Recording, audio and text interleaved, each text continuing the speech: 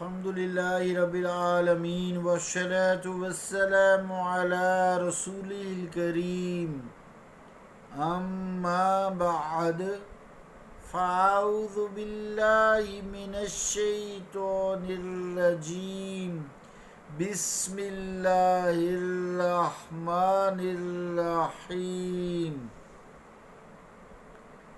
ما زاغ البصر وما طغى صدق اللہ العظیم۔ عزیزان گرامی قدر، السلام علیکم ورحمۃ اللہ وبرکاتہ۔ آیت کریمہ جو تلاوت کی ہے اس کا ترجمہ کچھ یوں ہے کہ چشم مصطفیٰ نہ حد ادب سے آگے بڑھی اور نہ ہی چندے آئی۔ اللہ کا قول سچا ہے جو بڑی ہی عظمت والا ہے۔ سورۃ نجم کی جو ابتدائی آیات ہیں ان میں واقعہ معراج کا تذکرہ کیا گیا ہے۔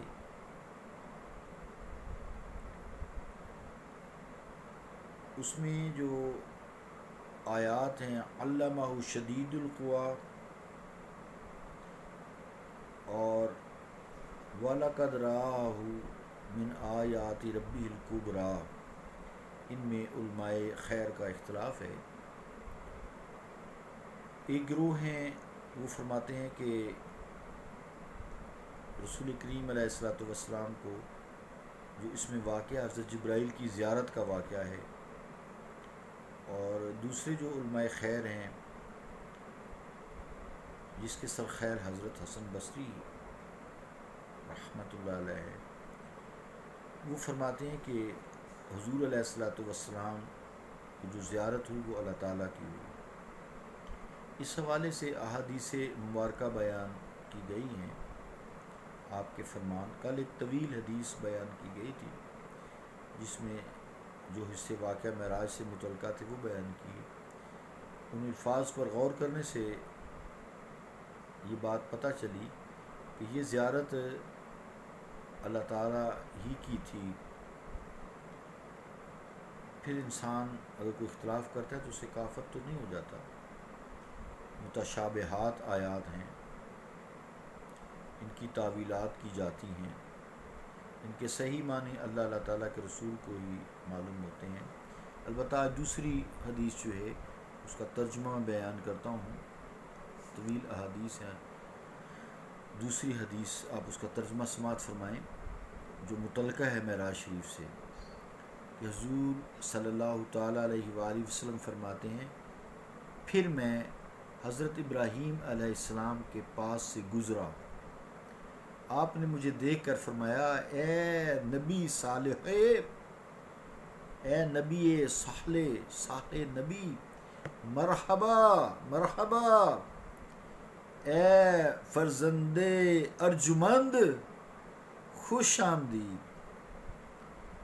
میرے پوچھنے پر جبرائیل علیہ السلام نے بتایا یہ ابراہیم علیہ السلام ہے۔ ابن شہاب فرماتے ہیں کہ مجھے ابن حزم نے خبر دی کہ ابن عباس اور ابو حبہ انصاری کہا کرتے تھے کہ حضور علیہ السلام نے فرمایا کہ یہاں سے مجھے اوپر لے جایا گیا، یہاں تک کہ میں اس مقام پر پہنچ گیا جہاں سے مجھے اقلام تقدیر کے چلنے کی آواز آئی۔ تقدیر کے قلم جب چلتا ہے نا پین تو آواز سی آتی ہے، تو فرمایا کہ اتنا میں قریب ہوا کہ یعنی مجھے اقلام تقدیر کے چلنے کی آواز دینے لگی۔ ابن حزم اور انس بن مالک رضی اللہ تعالیٰ عنہ فرماتے ہیں کہ حضور علیہ السلام نے فرمایا، وہاں اللہ تعالیٰ نے مجھ پر 50 نمازیں فرض کی۔ جب میں واپس لوٹا اور موسیٰ علیہ السلام کے پاس سے گزرا تو آپ نے پوچھا کہ آپ کے رب نے آپ کی امت پر کیا فرض کیا ہے؟ میں نے بتایا ان پر 50 نمازیں فرض کی ہیں۔ تو موسیٰ علیہ السلام نے کہا، اپنے رب کے پاس لوٹ جائیے، آپ کی امت اس بوجھ کو نہیں اٹھا سکے گی۔ چنانچہ میں اپنے رب کے حضور میں لوٹ کر گیا اور کچھ حصہ معاف ہوا۔ الآخر۔ عزیزان گرامی قدر، یہ جو حدیث پاک ہے، اس میں اگر انسان غور فرمائے اس کے جملوں پر، تو یہاں جس مقام کا تذکرہ ہے وہاں جبرائیل علیہ السلام تو موجود ہی نہیں تھے۔ کیا ان کی رسائی وہاں ممکن تھی؟ کیا نمازوں کی فرضیت میں جبرائیل علیہ السلام واسطہ تھے، یا بار بار کی تخفیف میں کوئی اور واسطہ تھا؟ کچھ بھی نہیں تھا، بس اللہ تھا اور مصطفیٰ۔ فَأَوْحَىٰ إِلَىٰ عَبْدِهِ مَا أَوْحَىٰ، بس جو وحی کی اللہ تعالیٰ نے اپنے برگزیدہ بندے کی طرف، جو وحی کی سمجھ کو عام بندوں کو سمجھ کو دینے والا جانے یا لینے والا جانے، اپنی زیارت کرانے والا جانے یا زیارت کرنے والے مصطفیٰ جانے۔ تو بہرحال یہ پھر آپ کے ذوق پر منحصر ہے کہ آپ احادیث مبارکہ یا آیات جو یہاں سے شروع ہوتی ہیں، علمہ شدید القوا سے لے کر ما زاغ البصر وما طغیٰ، جو میں نے آیت کریمہ بھی تلاوت کی ہے، اس تک کی آیات کو جبرائیل علیہ السلام پر منطبق کرتے ہیں، یا ان احوال و واقعات پر جو زبان رسالت سے ان احادیث صحیحہ میں ذکر کیے گئے ہیں ان پر منطبق کرتے ہیں۔ یہ آپ کے ذوق اور شوق پر، مصطفیٰ کریم سے سنتے کی محبت پر ہے کہ کوئی بات غلط تو نہیں ہوتی انشاءاللہ نہیں ہوتی۔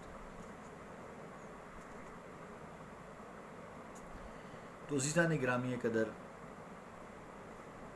یہ اب آپ کا کام ہے کہ اس کو جانچ پرکھ کریں۔ ویسے اس سے بندہ کافر نہیں ہو جاتا، ایسے اختلاف ہو گئی، بس مزے کی بات ہیں، آقا کی باتیں ہیں، رسول کی باتیں ہیں، اللہ کی باتیں ہیں، معراج کا واقعہ ہے، فرشتوں کی باتیں ہیں، پھر بیچ میں حضرت موسیٰ ہے، حضرت ابراہیم ہے، عرش معلیٰ ہے، بیت المعمور ہے، پھر سواریاں ہیں، ایک مزہ آتا ہے۔ ویسے بھی تو لوگ جو ہے یہ فضول ڈرامے، قصے کہانیاں پڑھتے رہتے ہیں، دیکھتے رہتے ہیں، تو ایسا ذوق رکھنا چاہیے۔ فرشتوں نے بھی کہا تھا نا، سبحانک لا علم لنا الا ما علمتنا انک انت العلیم الحکیم۔